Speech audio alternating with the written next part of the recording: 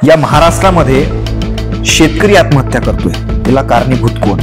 त्याचं उत्तर अजूनही मिळालं नाहीये। तसंच शेतकऱ्यांची मुलं कृषी शिक्षण घेऊन सुद्धा त्यांना नोकऱ्या नाहीयेत, तर त्यांना नोकऱ्या मिळवण्यासाठी किंवा या नोकऱ्या मिळाल्या पाहिजे शासनामध्ये, हे शासनाला स्वतः सांगावं लागतं की तुम्ही जाहिरात काढा।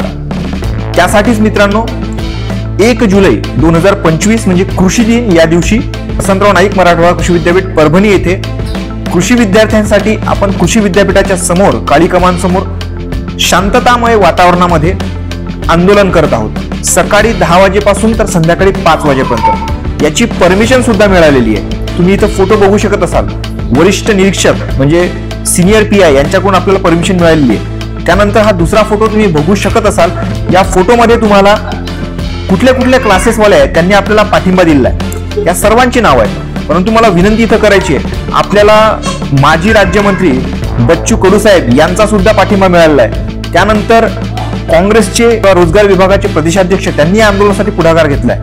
कृषी पदवीधर युवा शक्ती संघटना यांच्या नेतृत्वामध्ये हे आंदोलन होते। पण खंत या गोष्टीची वाटते की महाराष्ट्रामध्ये एवढे 16-17 क्लासवाले आहेत का? नाही।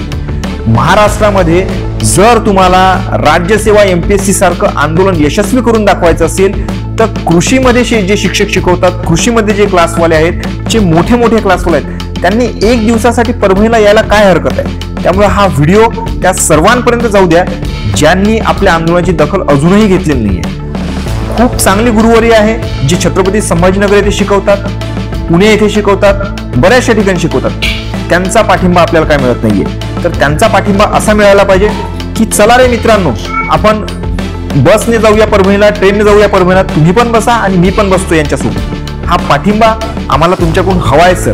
त्यामुळे सर्वात जास्त लोकांपर्यंत हा व्हिडिओ शेअर करा, याची लिंक शेअर करा। याची लिंक मी टेलिग्राम मध्ये टाकतो। बऱ्याचशा विद्यार्थ्यांना हा व्हिडिओ शेअर करा, त्यांना समजू द्या की जर तुम्हाला एमपीएससी राज्यसेवेसारखं आंदोलन सक्सेसफुल करायचं असेल, जसे आप्पा हातनुरे सर पुण्यामध्ये चौकामध्ये बसतात विद्यार्थ्यांसोबत, तसं कुणीतरी मोठे क्लासमध्ये आपल्यासोबत बसायला पाहिजे ना। फक्त एकटा संतोष लहाने सर, मनीष मानकर हे करू शकणार नाही ना। यासाठी तुम्ही सुद्धा लागणार आहे, तुम्ही म्हणजे जे क्लासवाले गुरेवारे आहेत ते। त्यामुळे तुम्हाला पुन्हा एकदा विनंती करतो की सर्वांनी हा व्हिडिओ त्यांच्यापर्यंत पोहोचवा। विथ क्लास, विथ अकॅडमी, सर्व विद्यार्थी इथे या। आमंत्रण देत नाही, हे स्वतःचं कार्य आहे असं समजून तुम्ही तिथे या। मित्रांनो, पुन्हा एकदा कळकळीची विनंती, परभणी काळी कमान येथे सर्वांनी 1 जुलैला या।